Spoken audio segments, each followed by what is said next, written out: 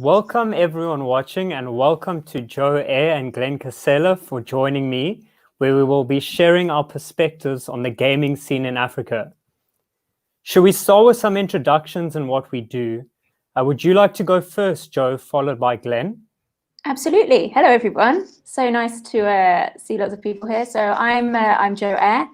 I am based in sunny Cape Town, South Africa, and I work remotely for Quixel at Epic Games.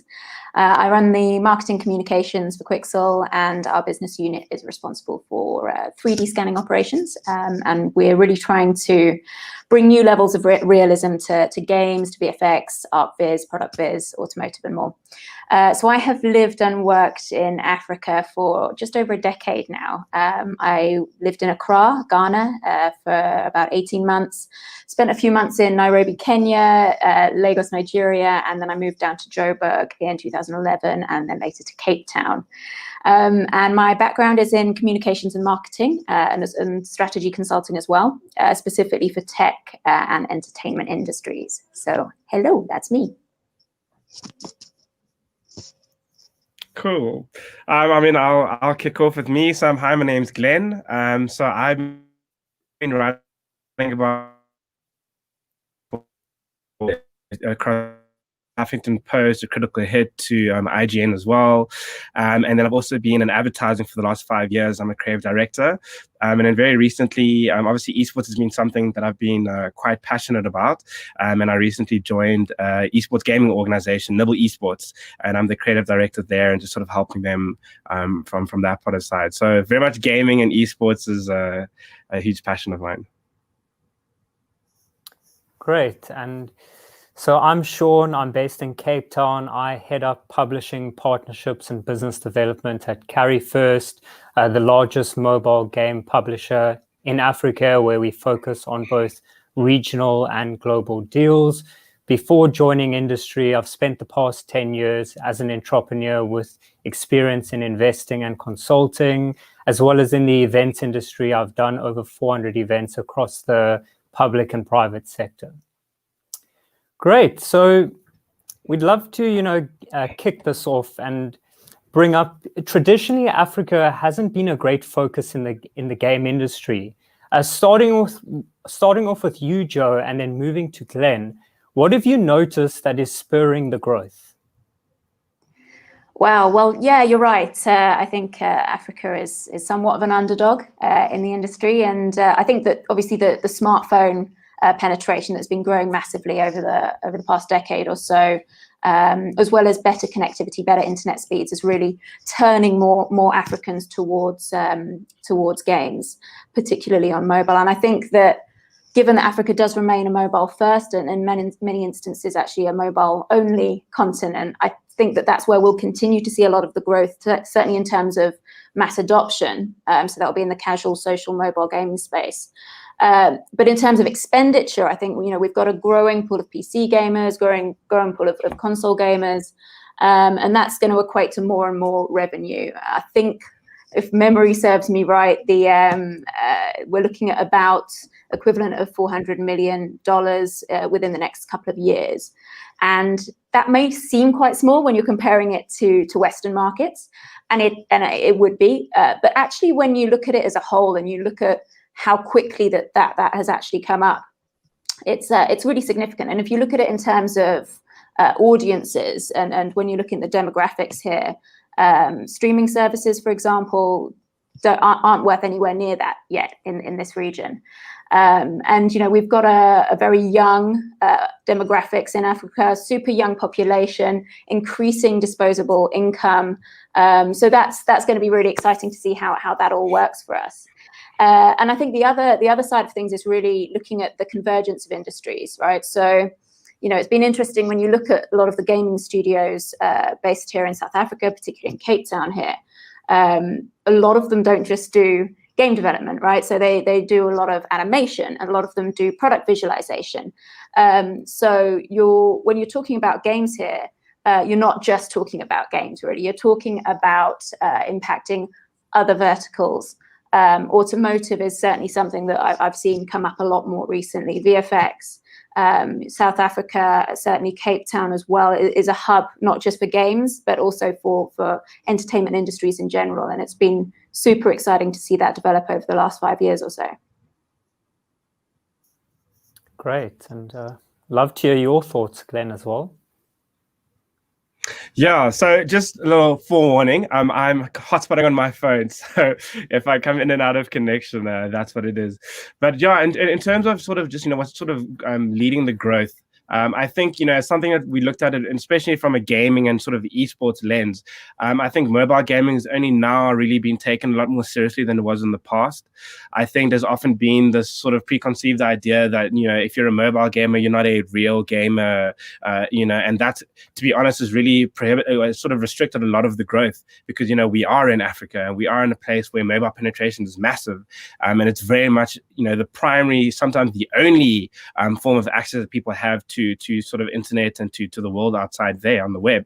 And I think as people have started to look at the growth of gaming on a mobile platform and actually seeing how seriously those games are, and I mean, if you look at some of the games that have come out now, whether it's from Android or iOS, I mean, those games are stunning. They're absolutely beautiful games. I mean, you get games on phones that are winning awards for game design.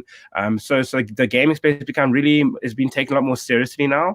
And I think because of that, that's opened up a wave of new players and new user bases that are, fueling the growth. I think if you look at sort of the rise of, Fortnite on mobile and PUBG M and even Call of Duty, a lot of massive games that were traditionally on consoles and the such are actually starting to go, we need to really tap into the player base on mobile. And I think a lot of that sort of thinking is, coming to terms with technology and realizing mobile is actually a really, really powerful space to be in. And I think that excitement is actually starting to draw people in.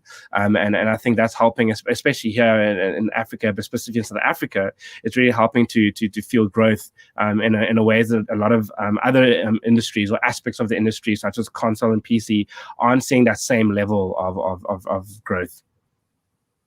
Sure. And Jo, you spoke about the age. It's exciting because the average age in Africa is 19, the youngest demographic globally. And from a mobile perspective, looking at the CPIs, you can be looking at costs of about 10 cents. So that's exciting. Something else to add. 15 of the 30 fastest growing countries in terms of real GDP growth is in Africa. So Glenn, we've discussed this before and would love for you to share. What is your thoughts on how countries in Africa have been working together in industry? Yeah. Look, I mean, it's an interesting conversation I had. I think it's been had a few times, as you said. I don't think the collaboration is quite there. I think we're still quite a ways away from it, and for various reasons. And I mean, some of them are controversial, some of them are not. I think overall we kind of have a very insular view of our industry. And I think even within the industry, so I mean, even if you narrow it down to within the South African gaming and esports scene as well, we're very, very divided and very fragmented. And that very much, that stifles a lot of that growth because now it's a lot of people competing for very little. And so when you're sort of fighting within this for a very small pie, you don't get a lot of winners, right? Everyone gets really, really tiny slices. And then when you take that sort of mindset and you sort of, increase that to within Africa, I also don't think enough conversations are being had. And then it's a funny conversation because, whenever you see games sort of go like, oh, we're doing this world championships or we're doing these, global qualifiers, and then Africa doesn't get included, I mean, people lose their mind. They get so upset about it. They're like, oh, what? It's not global unless we're involved, which is a fair point.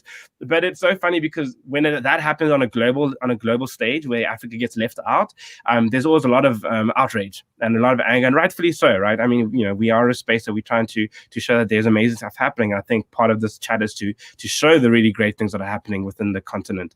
But I think we forget that conversation when it comes into the spaces that we know and love, right? And so I think, within South Africa, collaborations being something that it's very difficult to do still. I think people are very set in who they are and who they work with and sort of their space. And then when you take that in terms of conversations globally, so in terms of conversations across the continent, that's even more so. It's very much exacerbated. And I think that's a huge missed opportunity I think now people are starting to have conversations, and I'm having conversations with a few people across the continent where we kind of going, guys, we have this massive continent with diverse people with a lot of talent and skill sets, and there's so much potential and opportunity here that we actually just need to start talking. And that's why I'm so excited to be here and chatting, because it's literally having these sort of conversations are going to hopefully pave the way for Africa to start looking within and start looking at how do we grow our continent in the scene here and really showcase it to the world, and not wait for the world to go, oh, okay, Africa's arrived. Like, Africa's here. Like, let's have these conversations now. So my hope is that we do start to become more collaborative, but I think right now we're still quite a way away from that. Yeah, I agree completely. I think it's not particular to this industry that South Africa is a little bit insular. And I've got to say that it is often South Africa that's the insular one. And I think, as you say, it's massive, it's to our detriment. There's huge opportunities that are missed in doing that. And I was having a conversation recently with an EMEA evangelist, and he said, I went to South Africa Games Week this year. And then he said that it was actually just Africa Games Week. And he said it was actually just Cape Town Games Week, which is a bit sad, right? Like, but it's true. A lot of the game development studios are in Cape Town, and that's not necessarily a bad thing. I think it's often a good thing to create a hub. Hubs often do help with the investments side of things. But it's also a little bit of a shame, given there's so much talent elsewhere, and it'll certainly help us all just by, as you say, making that pie bigger. And we've got to increase that investment, and the only way to do it is to really work together, just to ensure that our talent has the right kind of mentorship, the right kind of mentors that are both from within the continent and externally. And yet now is not the time to be insular anymore. We've got to work together a lot better across the continent. Sure, I do believe we all have a part to play, and I want to do this right now live. Someone I'd like to introduce you to, Glenn, is Afro Gamer. He's doing some exciting things in the esports space. So offline, we can definitely set that introduction up. I'm a big believer in a rising tide lifts all boats, and from our side as CarryFirst, we're working really hard to uplift the scene across the continent. We're working with Meet to Match, organizing tickets for conferences for developers in Africa, just trying to play our part. So, Jo, you have quite a lot of experience working remote. I'd love for you to elaborate more about the potential you see in terms of talent on the continent, as well as potential challenges that you are noticing with it. Yeah, absolutely. And I just noticed a comment come up from Afro Gamer himself. So that was a great timing, actually, just saying that I think that communities are collaborating better, beginning to collaborate better because of COVID-19. And that certainly kind of links in with the remote working thing, I think. I've worked remotely for a lot of my career. And in some ways, I was saying the other day, it's been quite nice for me having other people working remotely as well, because everybody gets into that mindset of you have to work maybe harder to collaborate. But in doing so, you end up having brilliant conversations, and people's minds are more open to the fact that I can have a coffee with some guy in Amsterdam, I can have a lunch with somebody in New York, and then when my colleagues come online in California, we can chat later as well. So it really does, in many ways, bring the world closer, not just in terms of the tech that's been there for ages, but also in terms of the mindset. So I've really liked that.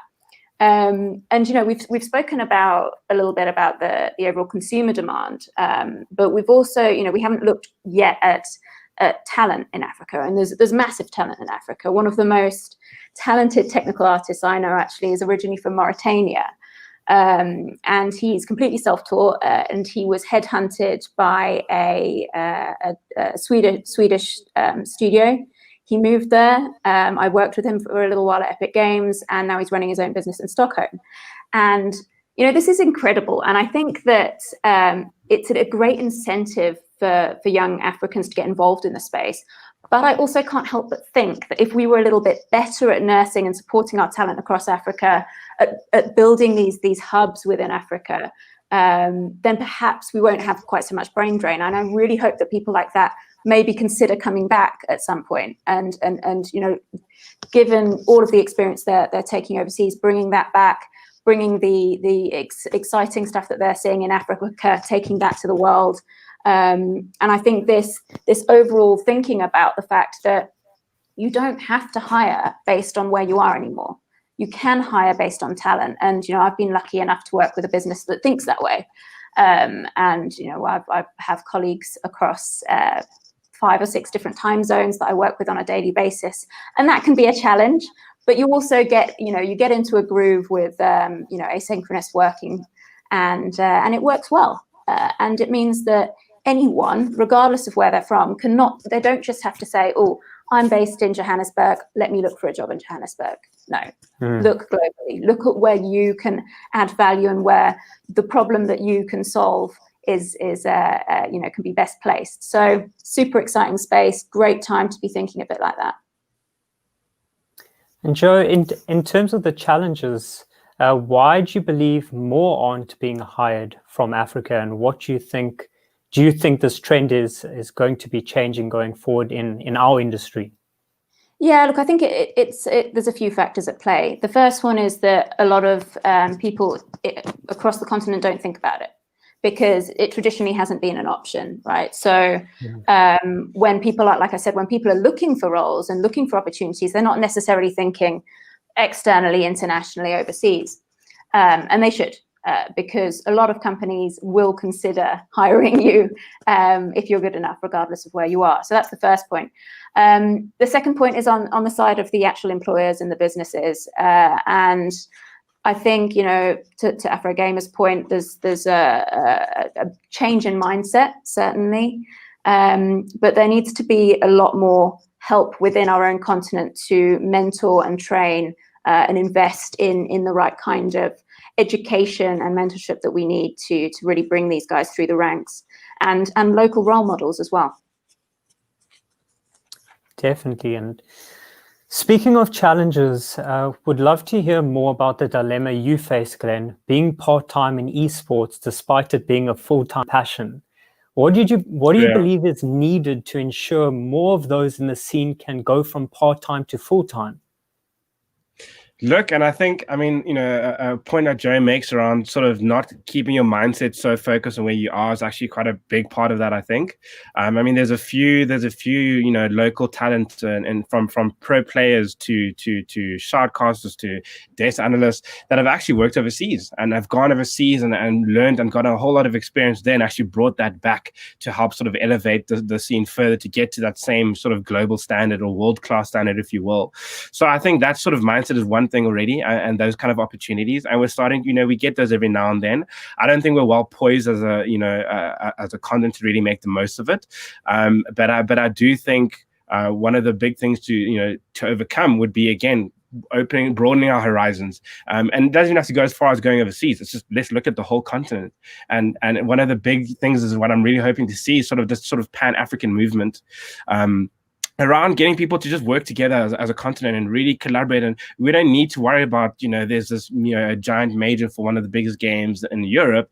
Let's create one of ours here, like our own one here. And those brands are, overseas are looking. You see guys like sort of Nodwin, who have taken that model. And they've had a huge success in India. And again, it's a model. It was a market that people weren't really looking at, even though the population size is enormous. But no one really looked at that model. But they went in and with the team and with the people there and really created a scene that's now bustling. I was even on one of their shows where we were getting to talk about esports from an African perspective. So I think the first thing is definitely to broaden our horizons and not be so set in our ways of going, I'm here, I live here, so this is where I need to work. And I think the second thing is also within even South Africa itself, I think is also kind of being more business savvy. I think there's a lot of passion within gaming and esports, and people love what they do. But I think people forget that at the end of the day, it's not a charity, unfortunately. Money needs to be made. And when brands get involved, there has to be a financial incentive for them to do that. And I think that's kind of the second hurdle that I think we're still trying to overcome. I think people want to get flashy headlines and big stage and get those, get the money shot. But when it turns out that, there wasn't any money made, or the brands actually got burnt in the past because they invested so much money and got very little ROI out of it, it's something I've constantly brought up. And I think coming from an advertising background, brands is something I'm always thinking about, like, what is a brand getting out of getting involved within gaming and esports? And I think if we were able to broaden that horizon to within Africa, brands would have a lot more incentive to get involved.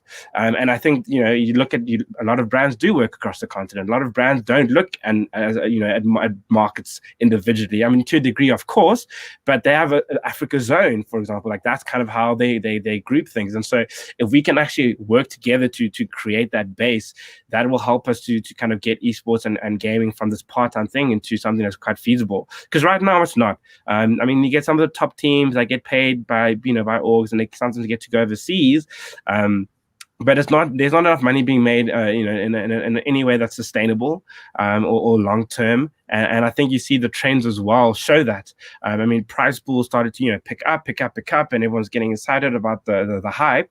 But again, it just wasn't sustainable, and so you saw sort of the prize pool numbers sort of go down a bit. So it always, I mean, I think it's going to be a theme that comes across throughout. It's about collaboration. And I think when you're not trying to fight for 1,000 viewers, but instead you were actually, different tournament organizers and different orgs are fighting for hundreds of thousands of viewers. That makes it more sustainable, because then you also don't feel the need to be so combative, and it allows for more collaboration, because everyone knows everyone's going to get something out of this at the end of the day. So really it's about just broadening our mindset, really, and broadening our horizons and going, we have this entire continent of hungry, passionate people. I mean, I see the stuff that's coming out of like Ghana and Kenya and Nigeria, and I get so excited by it. And I'm like, why do I have to hear about it through someone else? Or this would be stuff we should be talking about all the time, because it's really, really like such dope stuff that's coming out of there. And as well as here, and I think there's so many learnings we can have from that as well, and start to build those relationships and those networks to make esports something that we can do full time. Because I would love to do this. I could talk for years about games, so I would love to be able to make it a full-time thing.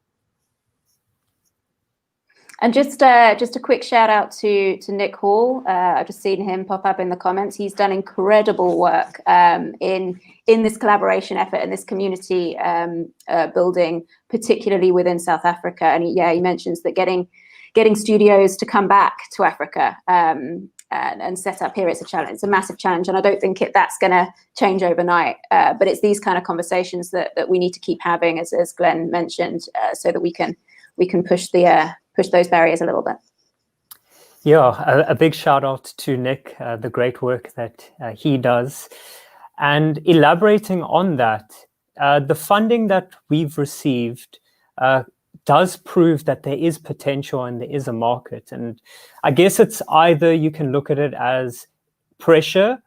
I like to look at it as support, because a lot of people in industry, including Nick Hall, has been excited about the $4 million that we have raised, and it helps proves there is a market in Africa, and hopefully more will want to come back to Africa and really grow the market and grow the scene, because that's good for everyone.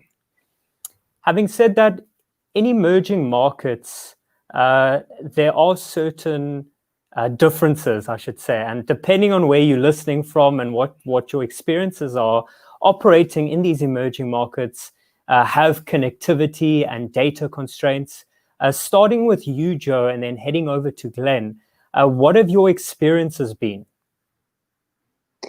Yeah, good question. And I'll start with the good things, right? The pros. So connectivity and internet speeds are a lot better than they used to be. A lot better. And like I said, I've been living on the continent for 10 or 11 years, and just within that time it's like worlds apart. So, and now we're seeing 5G rollout. Brilliant.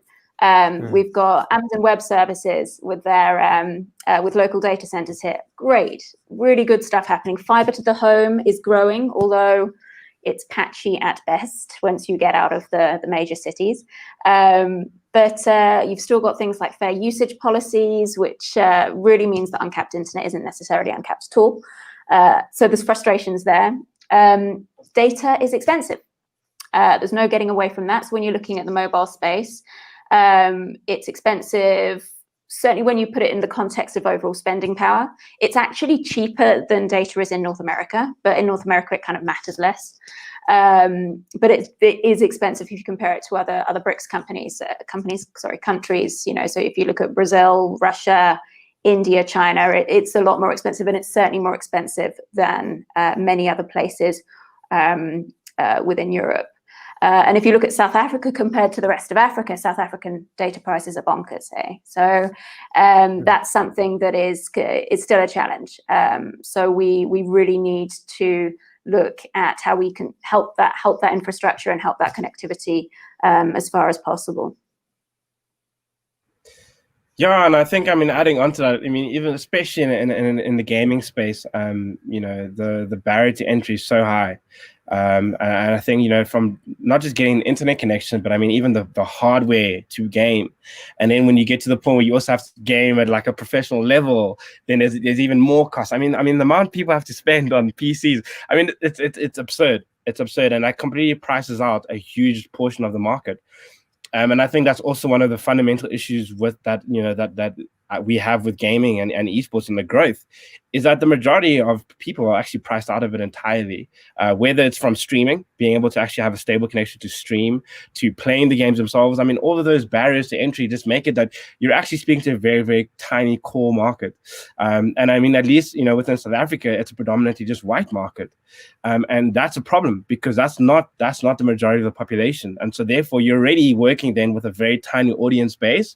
And then even within that audience, very few people, for example, and it's such a distinct difference. You know, people group gaming and esports together, but they're actually two very different worlds, with very different cultures in a lot of ways, to the point that, you know, most gamers actually don't care about esports, unfortunately, and that's just the reality of what it is. So you already have a narrow market that's even narrow when you just bring it down to just esports. So that barrier to entry is huge, and that's been one of the big problems, and I've written about it countless times. It's a difficult one to overcome, because, you know, as from the gaming industry point of view, there's very little I say very little. It's very difficult for us to start building that infrastructure, because that's very much the role of government and those rolling out and those projects that they're trying to do. And I think you've seen a lot of success across Africa where governments have kind of put their hands up and going, we're going to actually bring the connectivity through. So it very much is a conversation that needs to involve government. I think I find it difficult to see how we do it otherwise. I mean, there's been discussion about various options, and I guess, you know, those are still on the cards, but it's a difficult topic to overcome. To figure out how do we actually just minimize those barriers to entry. Because I've had people come up to me and go, well, look, I'm in the township, but I really love esports and I love what you write about and what you do, and I want to get involved. Like, how do I do that? Like, I don't have an answer. You know, you can't spend 5,000 Rand on a console, and then you're paying monthly costs of, you know, up to 1,000 Rand a month just to get stable in. Like, most people can't do that. And I guess even within COVID now, more than ever, you know, costs have to get minimized. So it's even harder now when people actually need to cut back on unessential or non-essential expenses. So it's a difficult challenge, and it's one that people have definitely raised, and one of, you know, we've spoken about a few times. But how do we actually achieve that? I think it comes back to, we have to do it together, because otherwise it's a very monumental task to do otherwise on your own. Just on the esports space, Glenn, have you seen any trends that we as a continent could perhaps learn from in places like Asia? Oh man, I've written about it. I'm so passionate about it, because it's like, you know, often we kind of go, well, look at our markets and look at, you know, all this challenge that we've obviously sort of explained. But again, I mean, you look at the growth of esports in places like, you know, in Brazil, for example. Again, a space that wasn't necessarily well known for its scene across various games. But now there are some of the top teams across the various titles. I mean, specifically in Counter-Strike, you know, CSGO, I mean, their team from Brazil, I mean, was the top team in the world. Yeah. I mean, they had their own era. So you look at places like that, you look at places like Taiwan as well, within the League of Legends space. I mean, these guys are going to Worlds and getting through to the quarterfinals. I mean, they're doing amazing things with a small population size. Obviously, the challenges are there, but I do think it's about there was a lot of collaboration in those spaces, and I think there weren't a lot of players there, so the market weren't as fragmented as they are within our region. I mean, you also, again, and I've mentioned before, looking at India as well, where they also had massive growth, but they had to fuel it themselves.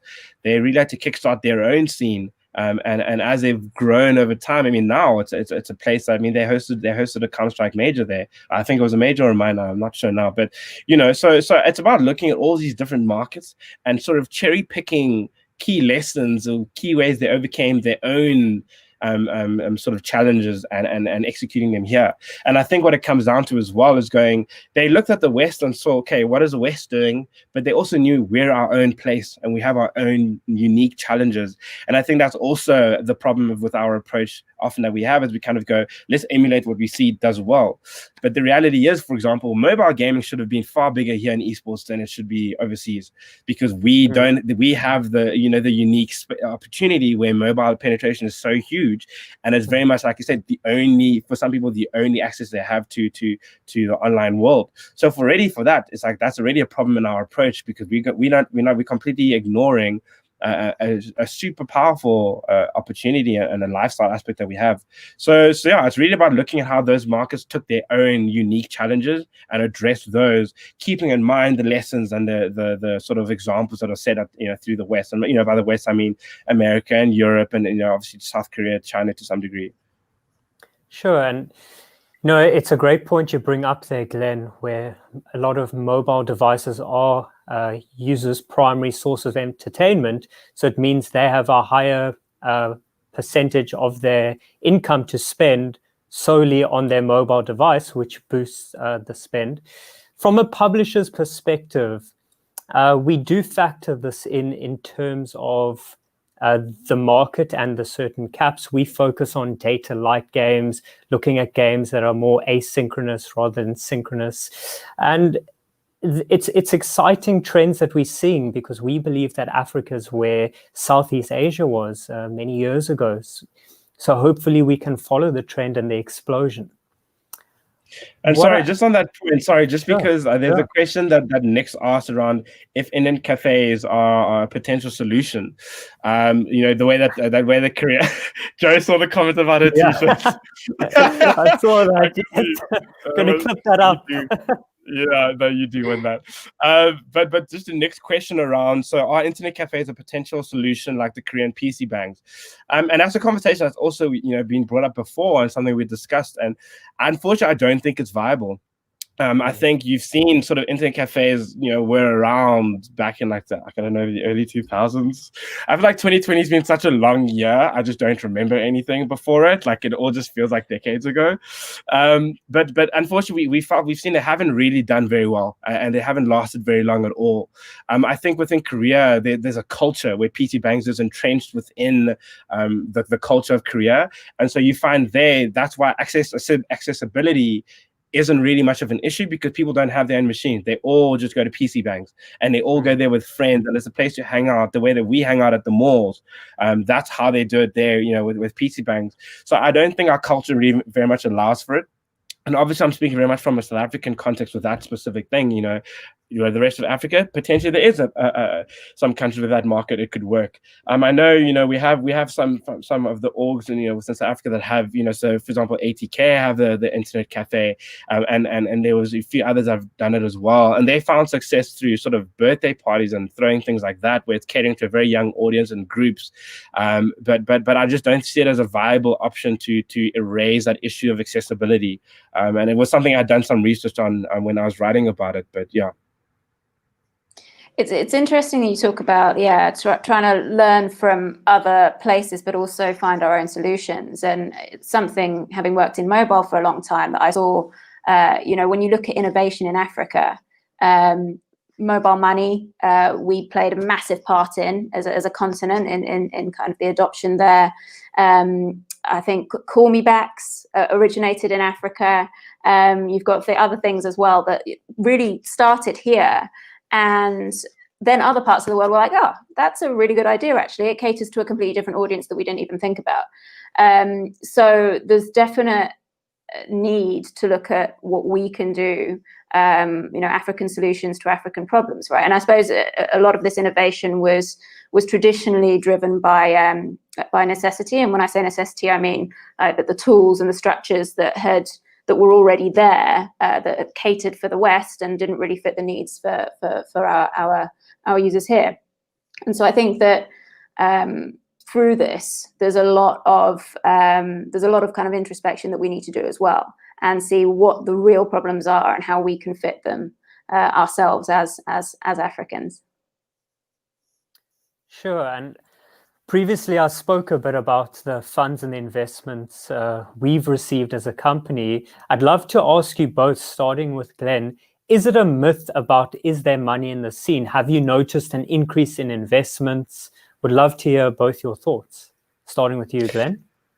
So the money conversation is always it ends up being a very controversial one, to be honest. And I think it's controversial unnecessarily so. I think people don't want to talk about money because everyone has and it's not exclusive. It's not exclusive to South Africa. I think globally, gaming and it still has a sort of and esports, specifically esports, almost has a sort of imposter syndrome, where we feel the need to overestimate and overstate our value because we still feel like the underdog that's fighting to be respected. And it's like, guys, it's long gone. I mean, the debates, people still go like, oh, traditional sports versus esports. Like, no one cares. It doesn't matter. Esports is what it is, and traditional sports are what they are. And there's no need to have to do this sort of conversation of pretending the two are equal or need to compete with each other, or, And I think that comes down to how money and funding and those things are approached. People don't like to talk about money within esports. And it's funny because Nick and I have actually spoken about it before in terms of getting actual data with out of esports and gaming. It's so difficult. So to be honest, to have an informed opinion is quite difficult right now to know how the funds are doing. I mean, there was a Twitter thread I got started last week, I think it was, where someone's actually asking like, "Hey, orgs, like, are you guys making money being in esports? Like, what's it like? What are your costs?" And everyone's like, "Whoa, you can't ask that. That's like private. That's confidential." And so I think that mindset is actually hurting us because people aren't being quite honest around, is there money to be made in esports and gaming? What are the kind of costs looking like? There's not an accurate picture being built. And that hurts us in a lot of ways because brands don't know how to estimate things. And that's why you get people that come in and tell a brand, "Oh yeah, just spend $500,000 and you will totally get great ROI." And they spend it, they get nothing out of it, and then they never spend money again, and that hurts long-term growth. So to be honest, the myth of money, I mean, there isn't. I think the reality is, I think that's obviously why people don't want to shout about it. It's like there isn't a lot of money being made, and I think the approach that we need to take is not it's not a quick win. This is not a quick, easy money-making investment. Even in the States, I mean, even in the US, when you look at League of Legends and you look at Overwatch and the amount of money that organizations and venture capitalists spend, they have VC money there. And even those guys are going, we know we're not going to get our money back within the next 2 to 3 years, maybe 5 years, right? And that's in a scene that's been established that has, the culture that America has of overspending on everything. They're even going, we're only going to get money back in like maybe 5 years, if that. For now, they're just trying to break even. So I think that kind of sets the tone when you bring it back to within the world of Africa as well, and then specifically South Africa, there isn't really massive money being made, if any. I think people really just try to cover their costs. You also see in terms of sort of the wages that people get paid and the salaries, it's so small. So there isn't money to be made. I think the reality, I think we can all agree with that, even though people don't like to say that. But having said that, there is massive potential. It's just about approaching it the right way, and also being realistic about when you're going to see those returns. So you see the brands that have actually been involved within the gaming space for a while, for a couple of years, you've seen they've also started to adjust how they spend money now, where they're being a bit more sustainable in their approach of spending it. So there's money to be made, and I think those brands that stick it out will absolutely get huge returns. But I think the reality is we're not going to see that in the next year or two. It's going to be a medium to long-term approach before we start seeing, significant gains. Yeah, definitely playing the long game here, I think. But that's not to say that people aren't spending. People are spending. Our middle class is growing incredibly, And I think that there is a need, though, to think about how people spend and look at different business models to suit that. So, whilst you might not get someone that is willing to spend $30 in one go, you will have someone that is willing to spend $1 a day for 30 days, right? Because it equates to the same amount, but it's just the mentality of spending in one big chunk. And I've seen that time and time again through a few different verticals. So I think it's about, talking to people, understanding customers, understanding how they're willing to spend, and working our business models around that, whether that's through freemium or whatever. Yeah, we're hoping, we are no longer going to be the exception of what we've done, and there are going to be more success stories across the continent. And in terms of making money, a cheeky little comment, we've got our Series A Q1 of next year, so you will definitely be seeing a return in CarryFirst, just saying. But we have a question, from the chat, Afrogamer, a question for Glenn. How do we unlock interest in games from developers in Africa? Many don't know about these games, and we are so stuck on foreign games. Yeah, that's also been a hot topic, and I think it's a problem. You'll find a lot of, and you'll see local game devs will say it themselves, you have to succeed overseas before people locally take you seriously. And I think it is a mindset change.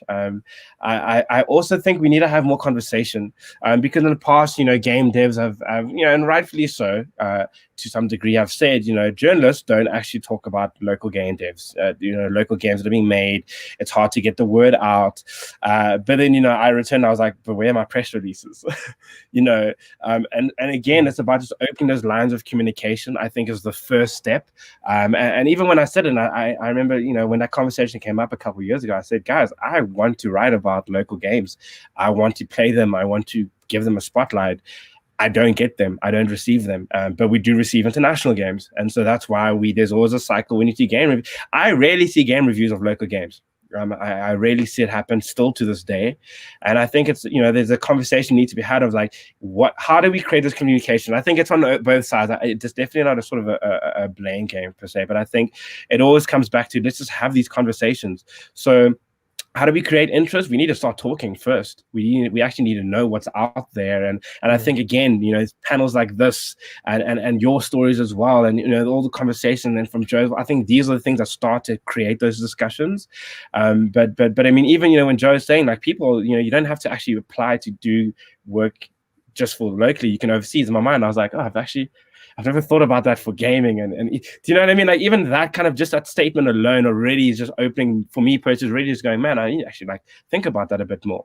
So really, I think it's about just creating those lines of communication and getting people to chat. And I think through those conversations, organically, you start to see what people are interested in and what people aren't. And I think that's the approach we need to take. And again, it comes back to this common theme of collaboration and working together. And obviously that's across Africa, and really just having those conversations. And as you said earlier, having that business mindset as well. Like, yes. Don't just make a game and assume people are going to know about it because you told a few of your mates. It's really about being able to learn how to market it, how to communicate it. Feel free to give me a call, always willing to advise. And yeah, I think that's super important as well when we're talking about getting people to know about local games. Sure, and putting money where our mouth is, I'm not just going to say there is talent in Africa and us as a publisher aren't looking. We've actually signed a publishing agreement with an extremely talented studio, Kene, based in Ethiopia. So there is talent. We are looking, and I just hope that more people are going to be looking as well. And I see Liam in the chat as well saying, howdy, that's another opportunity for games to be able to be seen. It's a monthly event called Pitch Your Game, where it gives indie developers the opportunity to get that visibility. So thanks, Liam, for listening and for being a part of this as well. So look, what I'd say is, just because of time, closing thoughts. What is something that you both are most looking forward to in industry in Africa? Starting with you, Jo, and then Glenn. There's so much. So I'm in a very privileged situation whereby I could actually live. I could live in my home country of the UK. I could live in places in Europe and possibly the US as well. But I choose to live in South Africa. And yes, it's partly the weather, okay, but it's also because there's so much opportunity here. It's a super exciting place to work as well as live. People say, "Oh, Africa's dangerous." I'm like, no, Africa's exciting. There's so much going on. So I'm just really excited to see more investment coming in. I think that as the investment comes in from international places, that will help build our local scene, and it will help build local investment as well. And I'm really excited to see more mentorship, more local role models, and just a really exciting growing community that is already being built by some fantastic people across the continent. And I'm very lucky to be a part of it. I mean, I guess for me, the thing I'm most excited about, and I think it's also partly why I'm so excited being a part of NiBBLE, is collaboration is quite a big thing. It's quite a big ethos in the org. And I think, my business partner, Keegan, like when we talk, it's always about how can we actually broaden the scope of work and the way that we look at things and that approach. And so really my thing that I'm really excited about is sort of this Pan-African movement. I really want to see this Pan-African mindset start to, permeate everything from not just esports, but from a gaming point of view, from, even from a journalistic point of view. Like I want to actually start hearing about stories from, other countries within Africa, and being able to help tell those stories as well, and shed a light on those, or shed a light on those voices to tell those stories.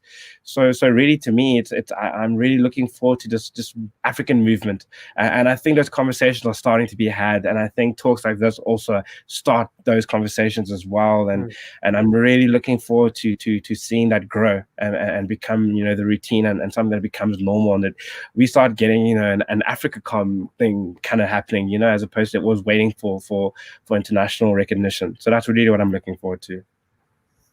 Sure, and from my side, in the short term, exciting things from an Africa perspective, Kene Studios, the game, Gabeta, we're going to be looking to soft launch that within the next month. Exciting times to see the support in Africa, and as we scale that globally. And ultimately, a bit to the medium to long-term future, I'm looking forward to seeing the growth of studios and developers across the continent, and the talent and games being spoken about at an international stage. So I think there's a lot of promise and a lot of things to look forward to in this space. I'd also like to say we have a few messages in the comments, and in terms of Discord, we will be in the Discord after this, being able to answer some questions. And just want to say a big thank you to everyone who have woken up early to listen to us or listening to a recording.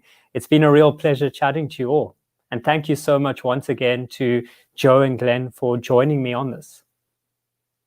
Thank you for having us. Thanks so much. Great. Thanks, Indy. I don't know if you're there, if you have what cup of coffee you're on.